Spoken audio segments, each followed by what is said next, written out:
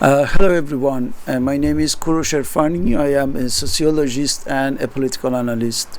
And on this day of Monday, September 22nd, 2025, I'm going to talk about this interesting title, Uprising Against Zionism in Europe.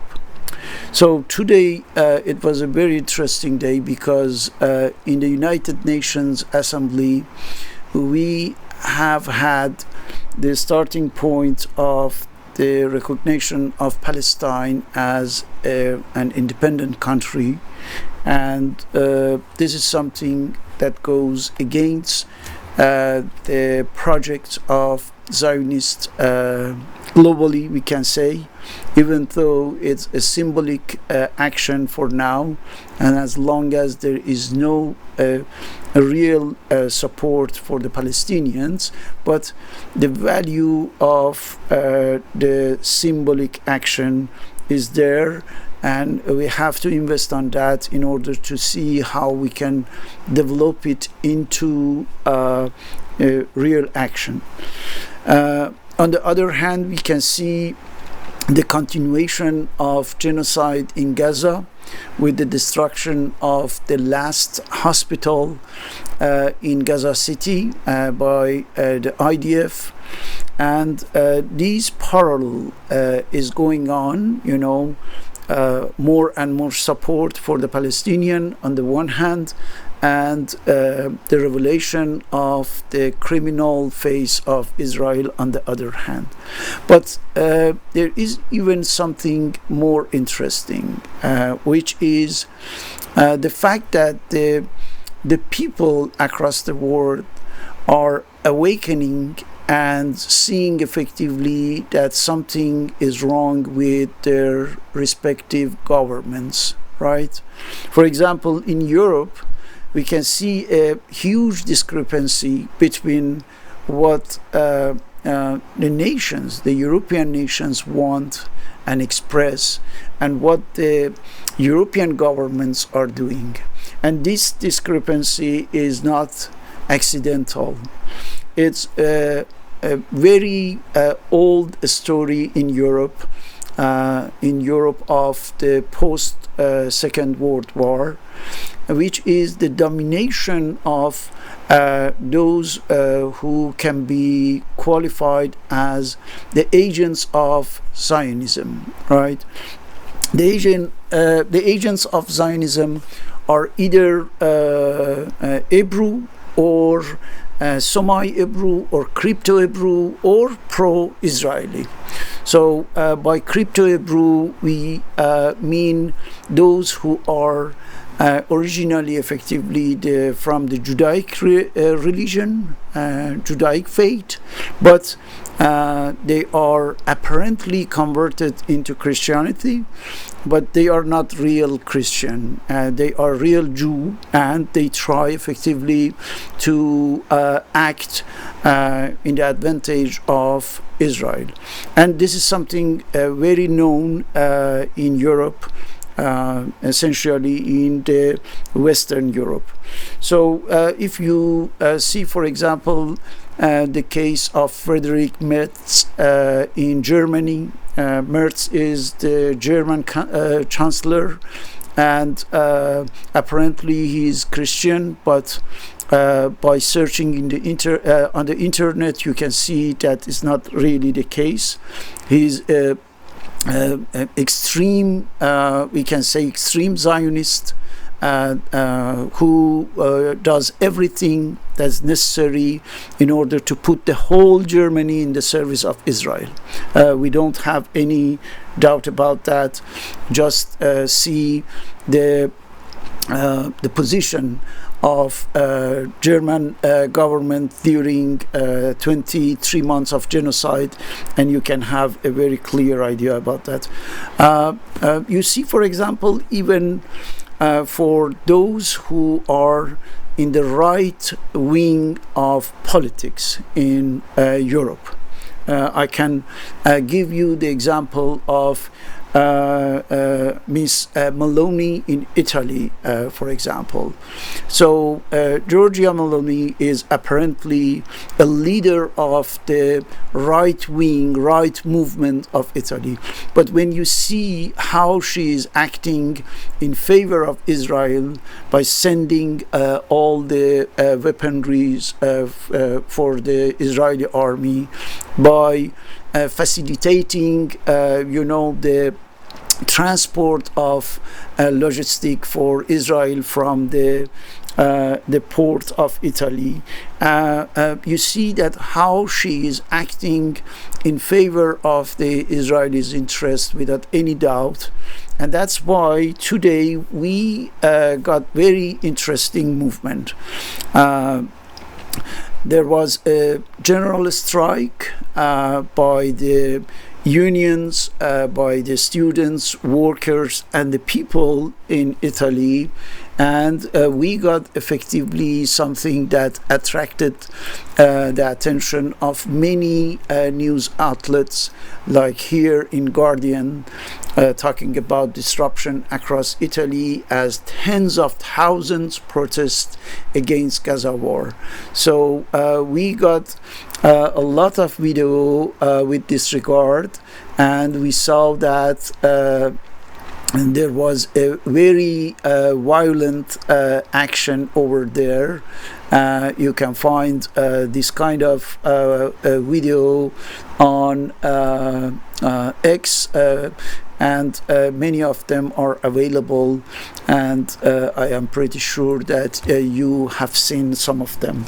But the example of Italy is showing us that you can not even trust the movements that are usually against the domination of Israel over the world or over the Middle East.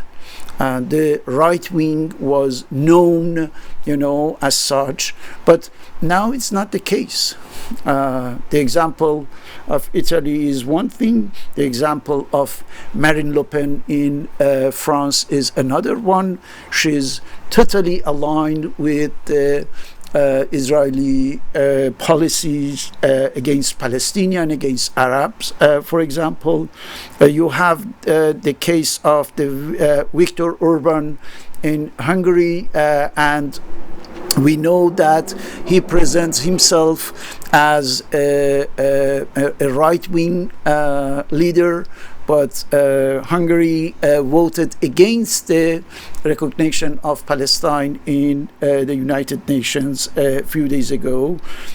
You have the case of the United Kingdom and Starmer, and you can see how he put almost every possibility that was necessary to for Israel to carry out the genocide on Palestine, information, logistic, and so on. Or the case of Ursula von der Leyen, representative of the foreign policy of the European. So this domination of the Zionists over the politics in Europe started to really disappoint the European nations, right? Now they are realizing that their respective governments are totally against the desire of the people to have some solidarity with those who are being killed or almost exterminated in Gaza, for example. And as they don't see that, there is a kind of wake-up call, and as I said, a sort of uprising, right? Uprising, the riots, the protests against these governments that are totally inclined toward the Israelis' interests. So that's why we must be aware about this phenomenon that is new. After almost 80 years, after Second World War. Now we have effectively this European nations awakening, and getting knowledge about what's going on, the depth of the infiltration of the Zionists in the structure of politics, economy, media in Europe. And I think that is a very good opportunity for any independent political force to work on this matter and trying to develop effectively this consciousness, right? Because right now there is a European popular consciousness, and we have to embolden that, we have to support it, we have to develop it, we have to deepen it in such a way that at a given moment we can have a kind of balance between those who are the real nationalists, not the fake one, because now we know that the right wing in Europe is completely infiltrated by the Zionists, as is the left wing. You can see that most of the leaders of the left wing as well as right wing in Europe are effectively the people from the Israeli origin or the Israeli, we can say, trend, right?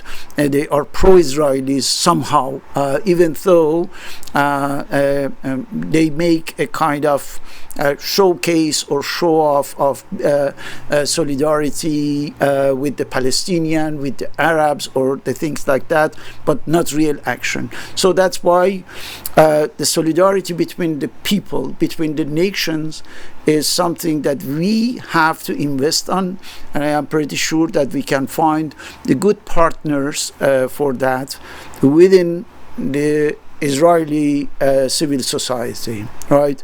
The portion of the Israeli society that is for peace, for coexistence, and of course for solidarity with other nations, so that we can establish finally a popular peace, a peace between the nations, between the people, and not only everything in the hands of the governments that are highly influenced by the interest of the dominant class, or by the Zionist network, by the banks, by the wealthy people, and so on. So we should try to use this, I think, historic opportunity to conceive a new wave of social movements, or even national movements, so that we can find each other. We, the different nations, the different people from the different countries,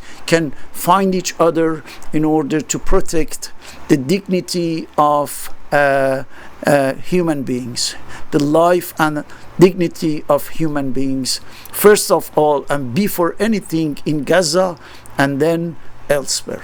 Thank you very much for watching this video.